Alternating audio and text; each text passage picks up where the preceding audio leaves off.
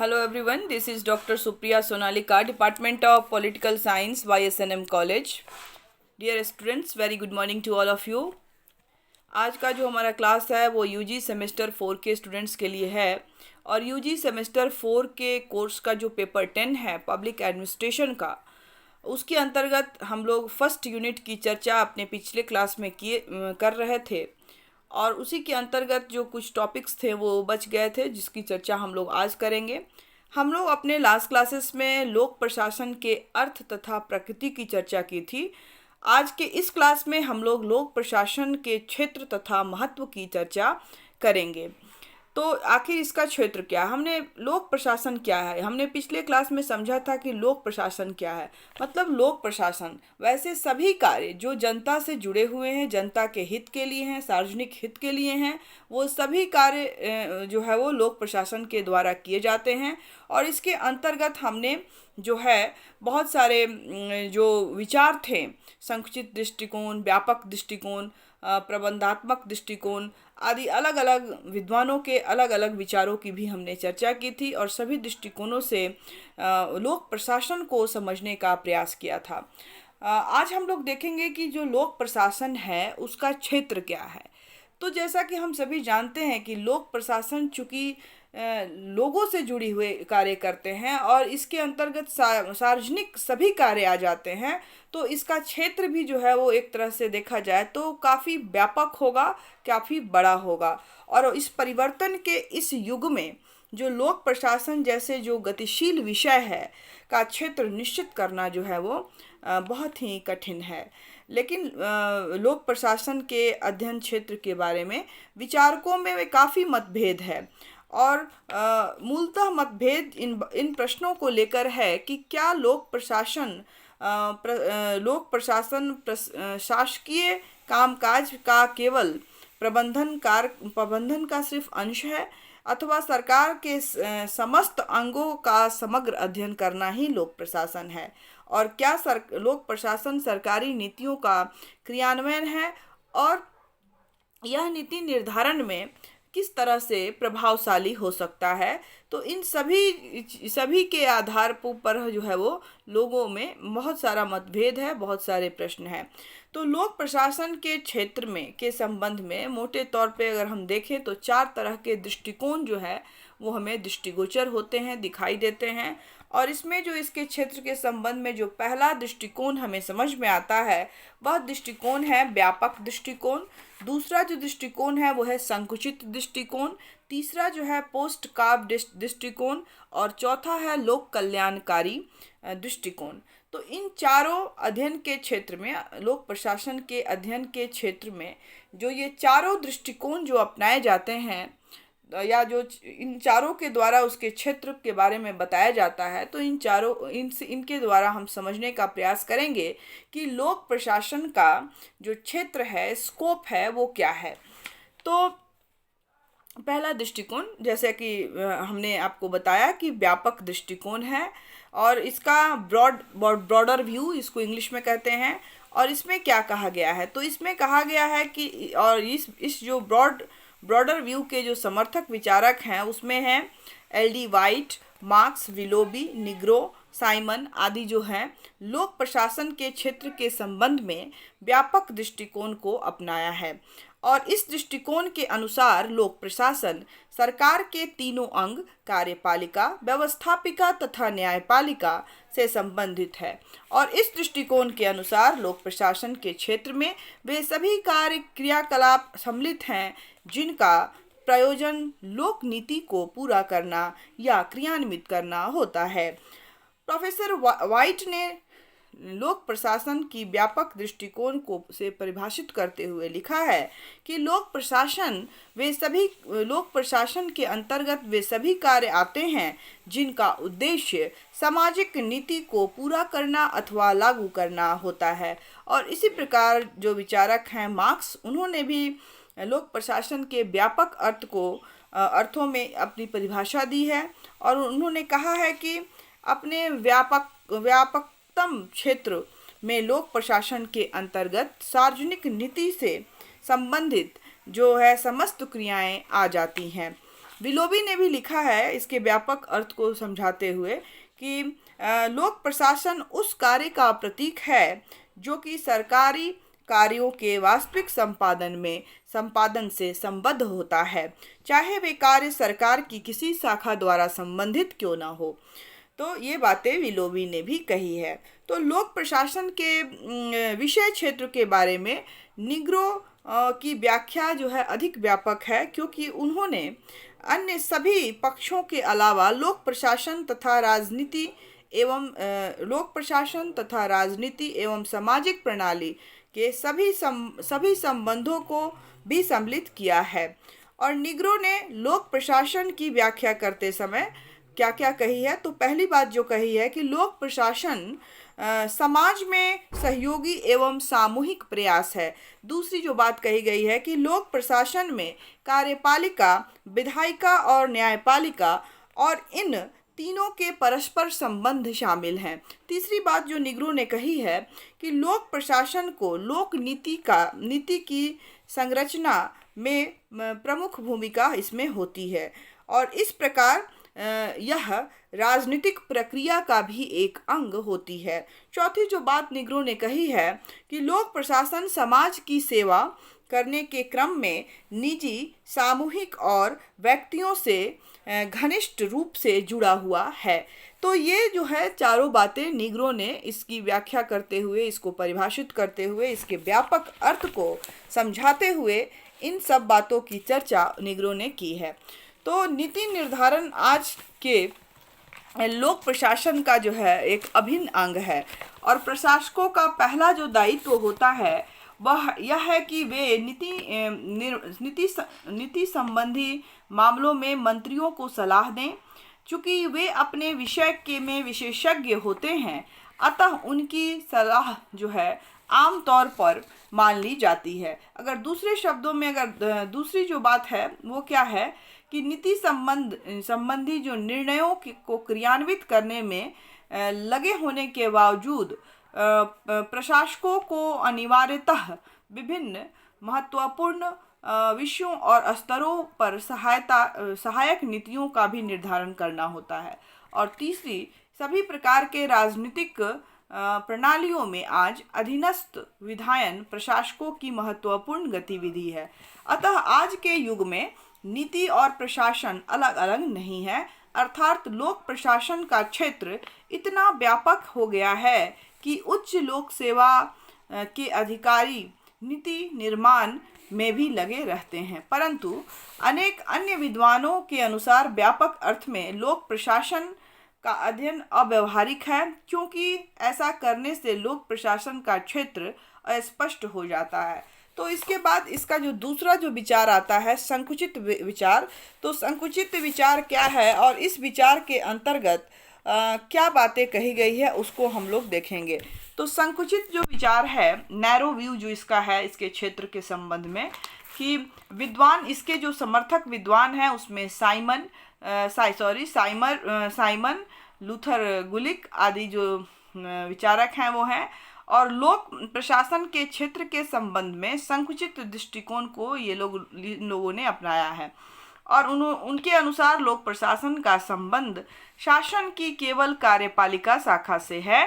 और साइमन लिखते हैं कि लोक प्रशासन से अभिप्राय उन क्रियाओं से है जो केंद्र तथा राज्य तथा स्थानीय सरकारों की कार्यपालिका शाखाओं द्वारा संपादित की जाती है। लूथर गुलिक के अनुसार उनका विशेष संबंध कार्यपालिका से होता है। और सिमोन आदि लेखक लोक प्रशासन के कार्य क्षेत्र की व्याख्या इस प्रकार करते हैं कि वह निष्पादक या प्रशासकीय शाखाओं के क्रियाकलापों के रूप में के अनुरूप हो।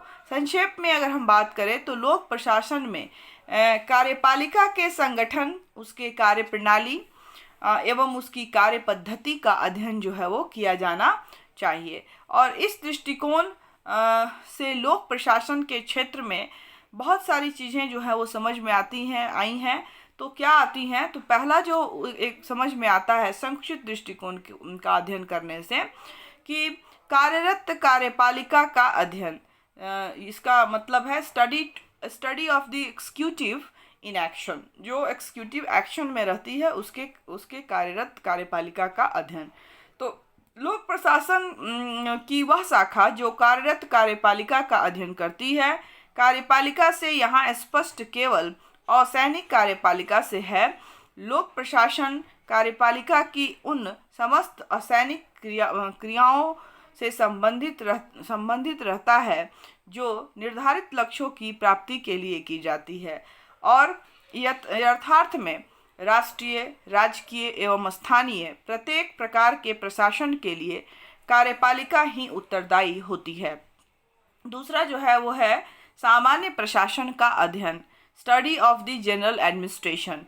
तो लोक प्रशासन सामान्य प्रशासन की सभी समस्याओं से संबंधित होता है और इसके क्षेत्र में प्रशासनिक नीतियां, लक्ष्य निर्धारण, प्रशासन के ऊपर निर्देशन, निरीक्षण तथा नियंत्रण आदि बातें शामिल है। तीसरा जो महत्वपूर्ण बात है वो है कि संगठन संबंधी समस्याओं का अध्ययन, study of the problem of organisation. तो लोक प्रशासन इसका भी अध्ययन करता है कि विभिन्न प्रशासकीय क्रियाओं को सुचारू रूप से संपन्न करने के लिए सेवाएं किस प्रकार संगठित की जाएं। लोक प्रशासन के क्षेत्र में असैनिक सेवाओं के विभिन्न सूत्र, उसके संगठन तथा क्षेत्रीय संगठनों का व्यापक अध्ययन जो है वो करने को इसमें मिलता है। चौथी जो बात की गई है वे है कि सेवी वर्ग की समस्याओं का अध्ययन, study of the problem of personnel. तो लोक प्रशासन के क्षेत्र में पदाधिकारियों की भर्ती, प्रशिक्षण, सेवाओं की दशा, अनुशासन, कर्मचारी संघ आदि समस्याओं का भी विस्तृत अध्ययन किया जाता है। पांचवा, सामग्री प्रदाय संबंधी समस्याओं का अध्ययन, study of the problem of supply of material. तो लोक प्रशासन की परिधि में विविध सामग्री की खरीदारी, उसे स्टोर करना अथवा कार्य के यंत्र तथा साज सज्जा आदि समस्याएं भी शामिल होती हैं। सातवीं जो बात कही गई है वो है वित्त संबंधी समस्याओं का अध्ययन, study of the problem of finance. तो लोक प्रशासन के अंतर्गत बजट, करारोपण और वित्त से संबंधित अन्य प्रश्नों का भी समुचित अध्ययन किया जाता है। और लास्टली प्रशासकीय उत्तरदायित्व का अध्ययन, study of the administrative responsibility और अकाउंटेबिलिटी। तो लोक प्रशासन के अंतर्गत प्रशासकों के विभिन्न प्रकारों के उत्तरदायित्वों का पर्याप्त अध्ययन किया जाता है।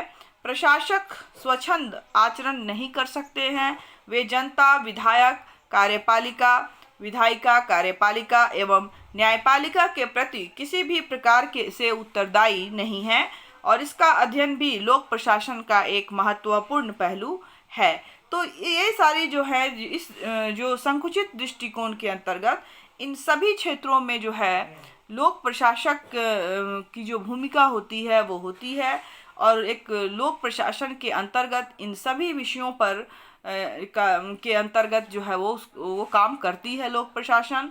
और उसका क्षेत्र जो है वो एक तरह से हम देखें तो हर क्षेत्र में, हर फील्ड में, चाहे वो कार्यपालिका के अध्ययन का प्रश्न हो, सामान्य प्रशासन के अध्ययन का प्रश्न हो या संगठन संबंधी प्रश्न हो या जो लोग सेवी वर्ग हैं उनके लिए कुछ काम हो या उसके सामग्री के खरीदारी से संबंधित हो, वित्त के प्रबंधन से संबंधित हो या प्रशासकीय अकाउंटेबिलिटी से संबंधित हो। तो हर क्षेत्र में में अगर हम देखें तो लोक प्रशासन के द्वारा जो है वो अध्ययन किया जाता है और इस तरह से इसका अध्ययन जो है वो काफ़ी व्यापक हो जाता है। तीसरा जो महत्वपूर्ण इसके अध्ययन के क्षेत्र में जो दृष्टिकोण है वो है कि पोस्ट कार्ब दृष्टिकोण। पोस्ट कार्ब दृष्टिकोण ये क्या है इसको समझते हैं। तो लोक प्रशासन का संबंध मात्र सरकार की कैसे से नहीं है बल्कि कैसे का अर्थ है प्रक्रिया या प्रक्रियाएं। तो लोक प्रशासन की प्रक्रियाओं का अध्ययन जो है वो है ही लोक प्रशासन है। प्रक्रियाओं का अध्ययन ही लोक प्रशासन है। और लोक प्रशासन के कार्य क्षेत्र के संबंध में लूथर गुलिक ने जिस मत को प्रतिपादित किया है उसे ही पोस्ट कार्ब जो है दृष्टिकोण कहा जाता है, जिसको POSTCORB पोस्ट काब दृष्टिकोण कहा जाता है। तो लूथर गुलिक ने सबसे पहले उर्बिक, हेनरी फियोल इत्यादि विद्वानों ने भी लूथर गुलिक से पहले ये सारे जो विचारक थे, उर्बिक, हेनरी फियोल इत्यादि विचारकों ने भी पोस्ट काब दृष्टिकोण को अपनाया था, परंतु इन विचारों को सुव्यवस्थित ढंग से प्रस्तुत करने का श्रेय लूथर जो गुलिक हैं उनको दिया जाता है। और पोस्ट काब शब्द अंग्रेजी के 7 शब्दों से मिलकर बना हुआ है, और उसमें जो ये 7 शब्द हैं वो है POSDCORARB।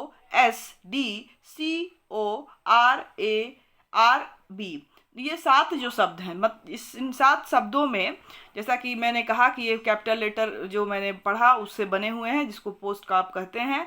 तो P का मतलब क्या होता है? प्लानिंग। प्लानिंग मीन्स योजना बनाना। दूसरा ऑर्गेनाइजेशन मतलब संगठन बनाना। तीसरा S मतलब स्टाफिंग मतलब कर्मचारियों की व्यवस्था करना। D मतलब डायरेक्टिंग मतलब निर्देशन देना या निर्देश करना। CO मीन्स कॉर्पोरेशन मतलब समन्वय करना। R मीन्स रिपोर्टिंग मतलब रपट देना या रिपोर्ट देना। और B मतलब बजटिंग मतलब बजट तैयार करना। तो एक तरह से देखें तो पोस्ट काब के माध्यम से वे जो लूथर गुलिक हैं तो उन्होंने इसके क्षेत्र को समझाने का प्रयास किया है कि किस तरह से प्रशासन जो है इन सभी कार्यों को करती है। जैसे कि P योजना बनाना, प्लानिंग अर्थात नियोजन, कार्यों की रूपरेखा तैयार करना और इसका निश्चित ध्येय की प्राप्ति के लिए रीति का निर्धारण मतलब रूल को बनाना। उसके बाद है कि O मतलब ऑर्गेनाइजेशन मतलब संगठन बनाना। तो संगठन बनाना, इसका उद्देश्य जो है प्रशासकीय ढांचे को इस प्रकार संगठित करना होता है ताकि प्रशासकीय कार्यों का विभाजन उचित ढंग से किया जा सके और विभाग में समन्वय जो है वो स्थापित किया जा सके। उसके बाद आता है S मतलब स्टाफिंग मतलब कर्मचारियों की व्यवस्था करना। तो स्टाफ मतलब संपूर्ण जो कर्मचारी वर्ग हैं उनकी नियुक्ति, उनका प्रशिक्षण, उनके लिए कार्य करने की अनुकूल दशाएं आदि सभी निर्मित करना इसके अंतर्गत स्टाफिंग के अंतर्गत आ जाता है। D मतलब डायरेक्टिंग यानी हिंदी में निर्देशन देना, और इसके अंतर्गत वे निर्णय आते हैं जो निर्णायकों द्वारा कर्मचारियों के कार्यों के समन्वय के लिए में लाए जाते हैं, और ये निर्णय सामान्य आदर्शों के रूप में सन्निहित करके प्रशासकीय कर्मचारियों तक पहुंचाए जाते हैं। और उसके बाद आता है CO को मतलब कोऑर्डिनेटिंग, और इसको हिंदी में बोलते हैं समन्वय करना। तो कार्य के विभिन्न भागों को परस्पर संबंधित करना अथवा उनमें समन्वय स्थापित करना भी लोक प्रशासन के कार्य क्षेत्र के अंतर ही आता है। और R मतलब रिपोर्ट करना या रपट देना। इसका उद्देश्य वरिष्ठ एवं निम्न जो कर्मचारियों के कार्यों के संबंध में निरीक्षण जो अधिकारी हैं उनको सूचित करना, और इसके उद्देश्य निरीक्षण के लिए अभिलेख को भी तैयार करना होता है। और इस प्रकार पोस्ट काब जो क्रियाएं हैं सभी संगठन सभी जो है वो संगठन के अंतर्गत ही संपन्न की जाती हैं, और प्रशासन का चाहे कोई भी क्षेत्र हो तथा कोई भी उद्देश्य हो, ये प्रबंध सभी सामान्य समस्याएं सब में से एक जैसी ही अनिवार्य होती हैं। और लोक प्रशासन के कार्य क्षेत्र के संबंध में पोस्ट काब विचार को सामान्यतः जो है वो स्वीकार किया जाता है। इसके बाद है कि कुछ विचारकों का ये जो पोस्ट काब विचार जो लूथर गुलिक ने दिया है इसकी आलोचना की गई है विचारकों के द्वारा। तो वो आलोचना क्या की गई है? तो पोस्ट काब सिद्धांत के विरुद्ध यह कहा जाता है कि यह अत्यंत स्वेच्छाचारी तथा काल्पनिक है और इसके अंतर्गत प्रशासन के वास्तविक तत्वों को छोड़ दिया गया है। और इस सिद्धांत की आलोचना इस आधार पर भी की जाती है कि इसमें लोक प्रशासन से संबंध एक महत्वपूर्ण तत्व की उपेक्षा की गई है, और वह तथ्य है पाठ्य विषय का ज्ञान, नॉलेज ऑफ सब्जेक्ट मैटर। तो इस आलोचना के प्रमुख प्रतिपादक जो हैं लेविस मैरियम हैं, और उन्हीं के शब्दों में किसी भी प्रशासकीय अभिकरण के प्रभावशाली एवं प्रज्ञावान प्रशासन के लिए उससे संबंधित पाठ्यक्रम या पाठ्य विषय का गहरा ज्ञान प्राप्त कर लेना नितांत अनिवार्य है। तो ये बातें जो है लेविस मैरियम ने कही है। इसकी आलोचना पोस्ट कार्प जो सिद्धांत है उसकी दृष्टिकोण है उसकी आलोचना करते हुए। तो पोस्ट कार्प दृष्टिकोण केवल प्रशासन की तकनीकों से संबंधित है और उसके पाठ्य विषय से नहीं। तो पोस्ट कार्प को यदि प्रशासन का समन्वय तत्व स्वीकार कर लिया जाए तो इसके अर्थ क्या होंगे? प्रशासन के हृदय इसे प्रशासन को जो है के हृदय से बाहर निकालकर फेंक देना, क्योंकि उसका संबंध जो है वो प्रबंध तक ही सीमित नहीं है, वरन शिक्षा, चिकित्सा तथा सुरक्षा आदि भी इसके अंग हैं। और पोस्ट का विचार और पाठ्य विषय विचार दोनों को मिलाने से ही लोक प्रशासन का कार्य जो है वो पूर्ण रूपेण जो है वो निर्धारित होता है। और लेविस मैरियम ने ही कहा है, लेविन में एक और बात कही है कि कैंची के दो फलकों के समान लोक प्रशासन दो फलकों वाला एक औजार है और उस औजार का जो पहला फलक है वह पोस्ट कार्प के अंतर्गत आने वाले क्षेत्रों का ज्ञान और दूसरा जो उसका फलक है कि पाठ्य विषय का ज्ञान और जिसमें ये तकनीकें लागू की जाती हैं। उस औजार को प्रभावी बनाने के लिए यह आवश्यक है कि उसके दोनों फलकों को ठीक किया जाए। तो उसकी तुलना एक कैंची से की है और कैंची में जिस तरह से उसके दो फलक होते हैं उसी तरह से उन्होंने लोक प्रशासन के भी दो फलक की बात की है। और उन्होंने कहा है कि पोस्ट कार्प के अंतर्गत सिर्फ एक ही फलक की पूर्ति होती है, तो जबकि दूसरा फलक भी ज़रूरी है और उसको करने से ही जो है वो लोक प्रशासन का जो अर्थ है या महत्व है या जो उसका क्षेत्र है वो पूरा होता है। और वे विद्वान भी पोस्ट कार्प के विचार की आलोचना करते हैं जो प्रशासन के क्षेत्र में मानवीय संबंधों का दृष्टिकोण रख के समर्थक हैं। और हार्थोन प्रयोग जो था, हार्थोन प्रयोग प्रशासन का मानवीय पहलू से ही देखता है और इन प्रयोगकर्ताओं का कहना है कि उत्पादकता काम करने वालों की सेवा की दिशाओं पर निर्भर करता है। प्रशासन में इस तथ्य की उपेक्षा करना ठीक नहीं है और पोस्ट कार्प धारणा इस तत्व के प्रति उदासीन है। प्रशासन लोक प्रशासन के अंतर्गत केवल प्रशासन की तकनीक एवं विधियों का ही अध्ययन नहीं किया जाना चाहिए, बल्कि इसको अपना ध्यान उन मनुष्यों पर भी केंद्रित किया जाना चाहिए जो उन तकनीकों एवं विधियों को प्रयुक्त करते हैं। अंतिम विश्लेषण में प्रशासन एक मानवीय समस्या है और इसका संबंध मानव प्राणियों से है और कुछ आंकड़ों तथा तथ्यों से नहीं। संक्षेप में, अगर लोक प्रशासन के अंतर्गत सिर्फ प्रक्रियाओं का ही अध्ययन नहीं होता बल्कि मूलभूत विषय से भी इसका घनिष्ठ संबंध होता है। तो ये था पोस्ट कार्प सिद्धांत जो बताया गया है लूथर गुलिक के द्वारा।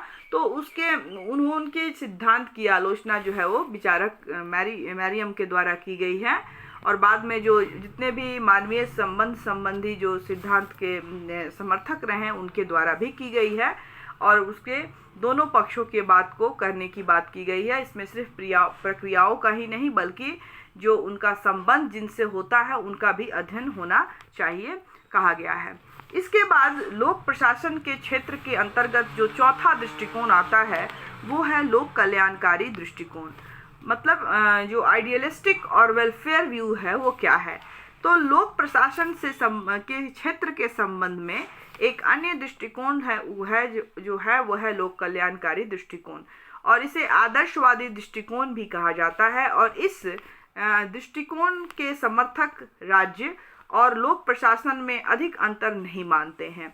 उनके मतानुसार वर्तमान समय में राज्य लोक कल्याणकारी है, अतः लोक प्रशासन भी लोक कल्याणकारी है। दोनों का लक्ष्य एक ही है, जनहित अथवा जनता को हर प्रकार से सुखी बनाना। प्रशासन का मतलब जनता की सेवा करना है और इस बुनियादी आवश्यकता से अधिक महत्व और किसी भी बात को नहीं दिया जाना चाहिए। और इस दृष्टिकोण के समर्थक कहते हैं कि आज लोक प्रशासन सभ्य जीवन का एक रक्षक मात्र ही नहीं, वह सामाजिक न्याय तथा सामाजिक परिवर्तन का भी एक महान साधन है। और इससे यह स्पष्ट है कि लोक प्रशासन का क्षेत्र जनता के हित में किए जाने वाले सभी कार्यों तक फैला हुआ है। और एल.डी. वाइट, जो लोक प्रशासन को अच्छी जिंदगी के लक्ष्य की प्राप्ति का साधन मानते हैं, उन्होंने इसको बताया है, एल.डी. वाइट ने। और संयुक्त विश्वविद्यालय अध्ययन और लोक प्रशासन परिषद का विवरण का अगर हम अध्ययन करें तो उससे हमें क्या समझ में आती है, तो संयुक्त विश्वविद्यालय अध्ययन और लोक प्रशासन परिषद की लोक प्रशासन समिति ने लोक प्रशासन के अध्ययन क्षेत्र का वर्णन जो है वो किया है और कुछ आधारों पर किया है। वो आधार क्या हैं, तो इसमें जो पहले आधार हैं वो है कि लोक प्रशासन में लोकतंत्रात्मक शासन व्यवस्था के भीतर प्रशासनिक प्रक्रियाओं का अध्ययन होता है। दूसरी जो बात कही गई है कि इसमें प्रशासन के ऊपर विधायी प्रकार के नियंत्रणों का अध्ययन किया जाता है। तीसरी जो महत्वपूर्ण बात कही गई है कि लोक सेवा, स्थानीय शासन सेवा, ऐसी ही अन्य कर्मचारियों से संबंधित कार्मिक सेवाओं का अध्ययन होता है। और जो चौथी बात कही गई है कि नियोजन, अनुसंधान, सूचना तथा सार्वजनिक संपर्क एवं प्रशासकीय स्वविवेक के प्रयोग से संबंधित समस्याओं का अध्ययन जो है वो इसके अंतर्गत किया जाता है। और आमतौर पे यह स्वीकार किया जाता है कि लोक प्रशासन अन्य सामाजिक विज्ञानों को ही की भांति एक पूर्ण विषय है। और इसके अंतर्गत जो अध्ययन के 5 प्रमुख क्षेत्र आते हैं, और उस 5 प्रमुख क्षेत्र में जो पहला क्षेत्र आता है इसके अध्ययन के क्षेत्र के अंतर्गत कि प्रशासनिक अथवा संगठनात्मक सिद्धांतों का अध्ययन। इसके अंतर्गत जो आता है पहला वो है कि प्रशासनिक अथवा संगठनात्मक सिद्धांतों का अध्ययन मीन्स स्टडी ऑफ एडमिनिस्ट्रेटिव और ऑर्गेनाइजेशन थ्योरी। दूसरा जो महत्वपूर्ण बात इसके अध्ययन क्षेत्र के अंतर्गत आता है कि सार्वजनिक कार्मिक प्रशासन का अध्ययन, मतलब study of public personnel administration. और तीसरा महत्वपूर्ण जो क्षेत्र आता है कि सार्वजनिक वित्तीय प्रशासन का अध्ययन, मतलब study of public finance administration. चौथा, तुलनात्मक लोक प्रशासन का अध्ययन, स्टडी ऑफ कॉम्पैरेटिव पब्लिक एडमिनिस्ट्रेशन। और जो पांचवा है वो है सार्वजनिक नीति का अध्ययन, स्टडी ऑफ पब्लिक पॉलिसी। तो ये जो इसके अध्ययन क्षेत्र के अंतर्गत जो सामाजिक विज्ञानों के अंतर्गत ये 5 जो क्षेत्र हैं वो आपको इसके लोक प्रशासन के अध्ययन के क्षेत्र में के लिए प्रयुक्त होते हैं, ऐसा विचारकों का मानना है और उन्होंने यह बात कही है। तो इस तरह से हम निष्कर्ष के रूप में हम ये कह सकते हैं कि वर्तमान युग में लोक प्रशासन की क्रियाओं का क्षेत्र अत्यंत जो है वो व्यापक हो गया है और समाजवादी और जनकल्याणकारी विचारधारा की प्रगति के साथ साथ वह निरंतर जो है वो बढ़ता जा रहा है। और लोक प्रशासन के अंतर्गत केंद्र, राज्य तथा स्थानीय सभी स्तर की सरकारें जो हैं, सरकारों के संगठन, उनके कार्यप्रणाली, उनका अध्ययन किया जाता है। और पोस्टकार्ड द्वारा दर्शाई गई तकनीकों का भी अध्ययन किया जाता है और मानवीय संबंधों का भी अध्ययन किया जाता है। लोक प्रशासन के अंतर्गत केवल प्रशासन की तकनीकों एवं विधियों का ही अध्ययन नहीं किया जाना चाहिए, बल्कि उसको अपना ध्यान उन मनुष्यों के पर भी केंद्रित किया जाना चाहिए जो कि उन तकनीकों और विधियों का प्रयोग करते हैं और जो प्रशासनिक संगठनों में काम करते हैं। और लोक प्रशासन के विकास पर वर्षों में बदलती हुई सामाजिक परिस्थितियां एवं अन्य संबंधी सामाजिक विज्ञानों का गहरा प्रभाव जो है वो परिलक्षित होता है। और लोक प्रशासन में अब मुख्य रूप से प्रशासनिक एवं प्रबंधकीय साधनों और सिद्धांत जैसे बजट बनाने, प्रबंध तकनीकों का सक्रियात्मक अनुसंधान विधियों के द्वारा लागू करने जैसे कंप्यूटर विज्ञान आदि का उपयोग पर बल दिया जा रहा है। और प्रबंधकीय प्रकृति की ओर इतना अधिक ध्यान झुकाने के कारण यह अपने सामाजिक विज्ञान वाले स्वरूप से अब दूर होता जाता दिखाई दे रहा है और अब यह लगभग प्रबंध शिक्षा में विलीन होता दिखाई दे रहा है। और इनसे धीरे धीरे व्यावसायिक इसने धीरे धीरे जो है वो व्यावसायिक रूप ग्रहण कर लिया है। और इसका मुख्य ध्येय जो है लोक प्रबंधकों को तैयार करना है। जिस प्रकार से प्रबंध संस्थान व्यापारिक जगत के लिए प्रबंधक को तैयार करता है, तो वॉल्डो ने तथा एफ.एम. मार्क्स की जो आशंकाओं का जो है वो एक विषय के रूप में कहा है कि लोक प्रशासन इतना व्यापक हो गया है और इसकी जो सीमाएं हैं, सीमांत समस्याओं को अपने को इतना उलझा दिया है कि यह एक अध्ययन के मान्य केंद्र के रूप में इसमें पूर्णतः विलुप्त होने का जो संकट है वो दिखाई दे रहा है।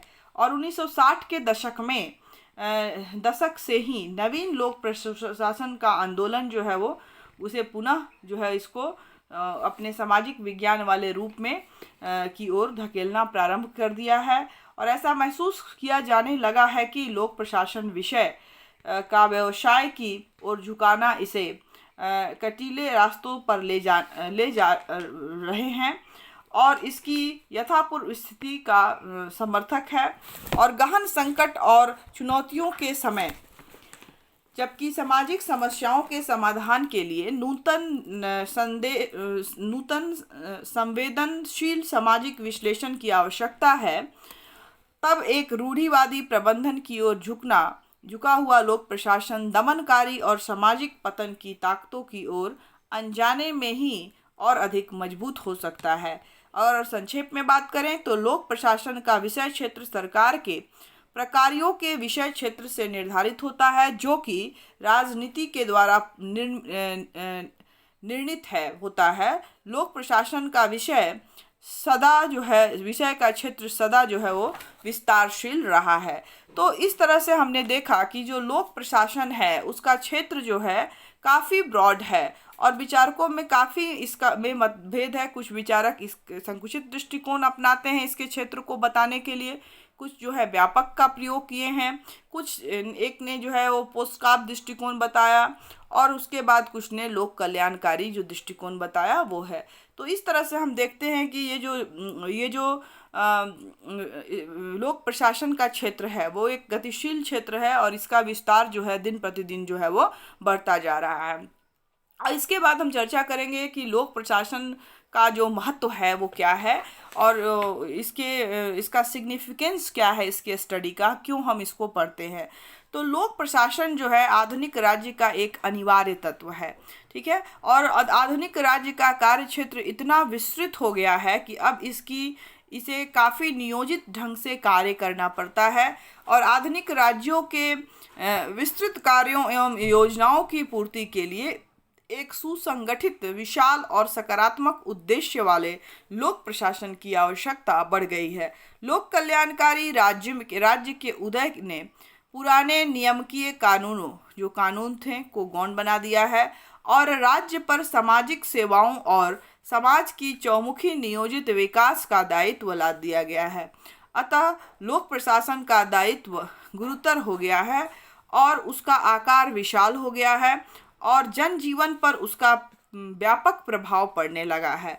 और निग्रो ने ठीक ही लिखा है कि प्रशासनिक प्रक्रियाओं में लोक प्रशासन दोहरी भूमिका निभा रहा है। दोहरी भूमिका जैसे कि नीति निर्माण के लिए वह आवश्यक सूचना और व्यावसायिक आधार देता है, तो वहीं दूसरी ओर वह नीति के क्रियान्वयन और मूल्यांकन में भी मदद करता है। तो इस प्रकार इसका महत्व जो है वो काफ़ी बढ़ जाता है। तो लोक प्रशासन के महत्व के बारे में दैनिक जीवन इसका महत्व जो है वो दैनिक जीवन में दिन प्रतिदिन जो है वो आज बढ़ता जा रहा है इसकी महत्वता। और पिछली शताब्दियों में अगर पुलिस राज्य के रूप में अगर इसको माना जाता है, तो जो पुलिस राज्य है उसका कार्य क्षेत्र जो क्या था वो सीमित था, लेकिन वे क्या थे, निषेधात्मक कार्य थे, निगेटिव फंक्शन किया करता था। राज्य के निषेधात्मक कार्य थे, न्याय प्रदान करना, शांति को बनाए रखना, संपत्ति की रक्षा करना, वैध समझौतों को लागू करना आदि। लेकिन 20वीं और 21वीं शताब्दी में बदलती हुई परिस्थितियों के साथ साथ राज्य की प्रकृति में भी आमूल चूक परिवर्तन हुआ है और आज पुलिस राज्य की निषेधात्मक अवधारणा का स्थान जन कल्याणकारी राज्य की सकारात्मक अवधारणा ने ले लिया है और वर्तमान में राज्य के कार्यों में लगातार वृद्धि हो रही है।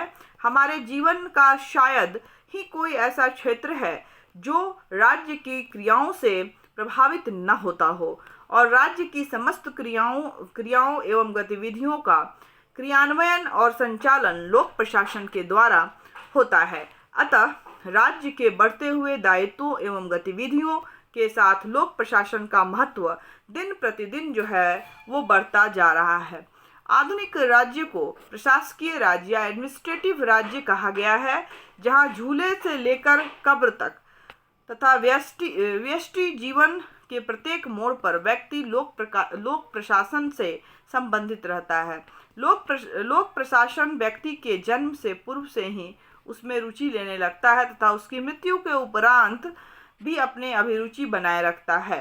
तो इस तरह से हम देखें, राज्य की नीतियों को क्रियान्वित करने का उत्तरदायित्व लोक प्रशासन पर ही होता है और राज्य की नीतियां चाहे कितनी भी अच्छी क्यों ना हो, उनका परिणाम तभी अच्छे निकलेंगे जब उसे कुशलता पूर्वक जो है एवं सत्यनिष्ठता से उनको लागू किया जाए। और यह जो कार्य है, राज्य के कार्यों के सफल संचालन के लिए एक कुशल प्रशासनिक अधिकारी का सहयोग जो है वो अत्यंत महत्वपूर्ण और आवश्यक है। और सरकार एक आकार जिसमें प्रशासक एक चित्रकार की भांति रंग भरता है और उसको उपयोगी एवं प्रभावी बनाता है। प्रशासन सरकार का व्यक्तित्व है, सरकार के हाथ पैर और चक्षु है, सरकार की सफलता का रहस्य है और दूषित प्रशासन सरकार के लिए राजरोग से कम नहीं है। कभी भी प्रशासनिक अव्यवस्था, अदक्षता एवं अयोग्यता के विरुद्ध विस्फोट हो सकता है और सरकार की व्यवस्था विस्फोट जो है वो धराशायी हो सकती है। और इसलिए वर्तमान युग में प्रशासनिक राज्य का युग कहा गया है। और डिमॉक ने कहा है कि प्रशासन प्रत्येक नागरिक के लिए महत्व का विषय है, क्योंकि जो सेवाएं उसे मिलती है, जो वह कर सकता है, जो भी वह करता है, जिस व्यक्तिगत स्वतंत्रताओं का वह उपयोग करता है, प्रशासक के सफल और असफल कार्यकरण पर निर्भर करता है। आधुनिक युग की बहुत सी महत्वपूर्ण गहन सामाजिक समस्याएं जैसी स्वतंत्रता और संगठन में समन्वय कैसे हो, सरकार के नौकरशाही क्षेत्र के इर्द गिर्द घूमती रहती है। और यही कारण है कि लोक प्रशासन राजनीतिक सिद्धांत के दर्शन का मुख्य विषय के रूप में एक कार्य करता है। तो इस तरह से जो है हम अगर देखें तो जो लोक प्रशासन है उसका जो महत्व है आज के डेट में, आज के परिवेश में, ये इसका महत्व जो है वो काफ़ी व्यापक हो चुका है और इसके महत्व को कम आंका नहीं जा सकता है।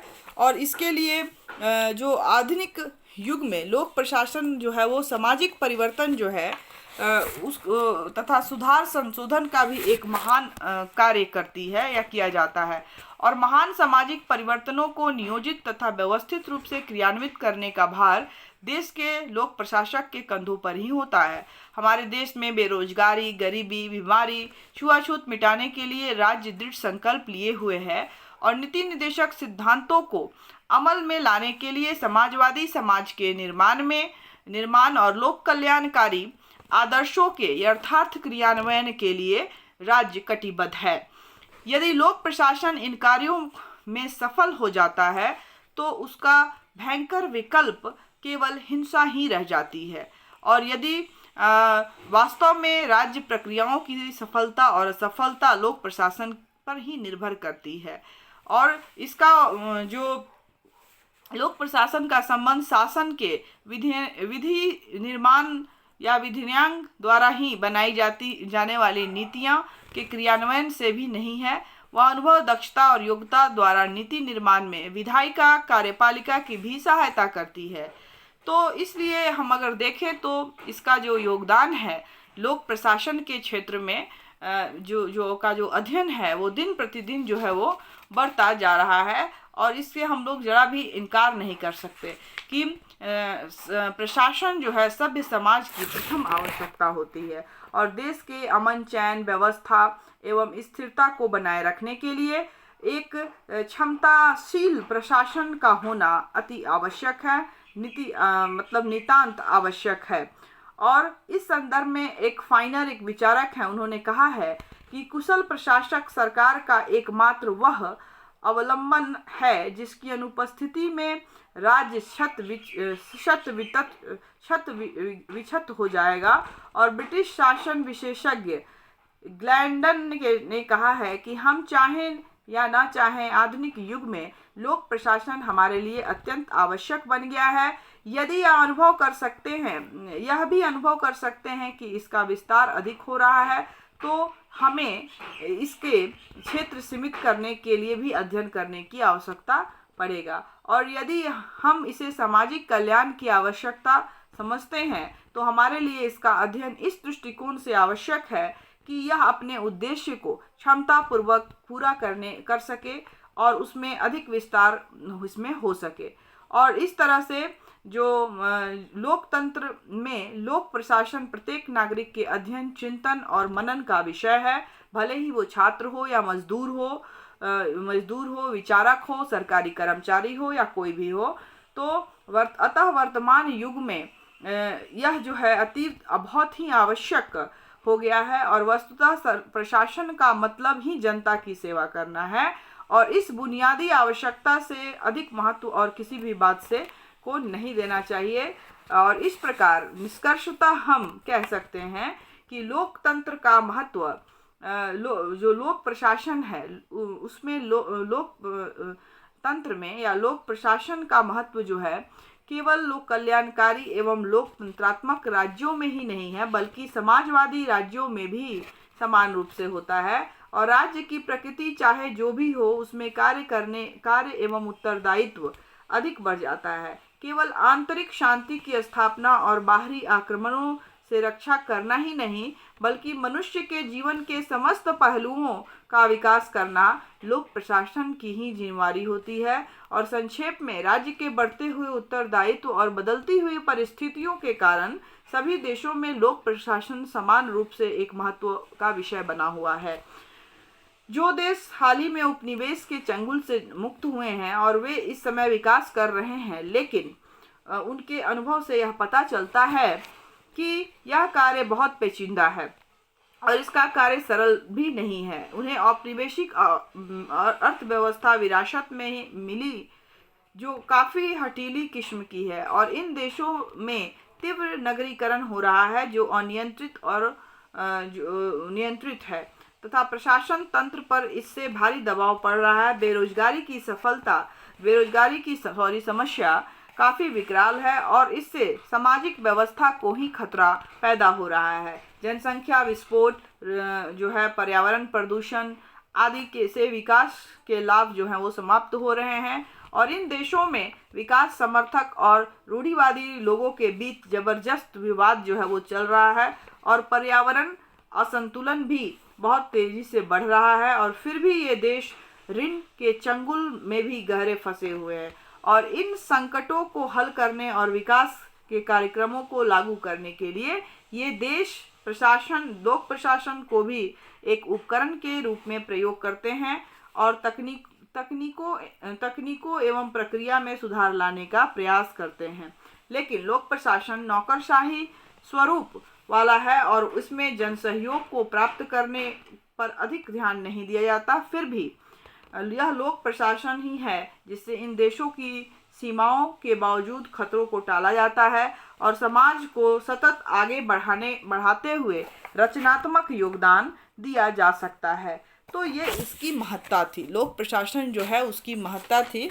और इसकी महत्ता के संबंध में कहा जाता है कि इसकी महत्ता जो है आज चाहे वो विकसित देश हो या विकासशील देश हो, किसी भी देश के विकास के लिए बहुत ज़रूरी है कि वहाँ का जो लोक प्रशासन है प्रशासक जो हैं वो उन्हीं पर टिकी होती है कि कैसे अधिकारी हैं जो उनको कार्यों के लिए जो है सरकार को असिस्ट करते हैं, और वो अगर सुयोग्य हैं तो वहाँ जो प्रशासनिक जो स्ट्रक्चर है, ढांचा है, वो काफ़ी स्ट्रांग होता है। और किसी भी देश की प्रगति या उन्नति में जो लोक प्रशासन की जो भूमिका होती है वो बहुत ही महत्वपूर्ण होती है, क्योंकि यह जो है आज किसी भी लोक कल्याणकारी या जन कल्याणकारी राज्य में, क्योंकि ये लोक प्रशासन का अर्थ ही जनता की सेवा करना है, जनता से संबद्ध होना है, जनता के लिए वर्क करना है, तो जनता के लिए नीतियां बनाना है। तो इसका इसका और जनता का संबंध जो है वो काफ़ी गहरा होता है, और इस संदर्भ में जो है अपना इसका जो भूमिका होती है वो बहुत और ज़्यादा इम्पोर्टेंट होती है। और जितनी सक्षम होगी लोग प्रशासक जितने सक्षम होंगे, उतना ही हमारा देश का जो विकास है वो सुदृढ़ होगा। और इस तरह से एक अच्छे प्रशासक के निगरानी में, एक अच्छे नेतृत्व के निगरानी में जो है हमारा देश जो है ऊंचाइयों को छू सकेगा, और हमारे देश में आने जो जितनी भी समस्याएं हैं उन समस्याओं के निदान में भी इन लोक प्रशासकों का या इस लोक प्रशासन के अध्ययन से बहुत ज़्यादा उसमें हमें हेल्प मिल सकती है।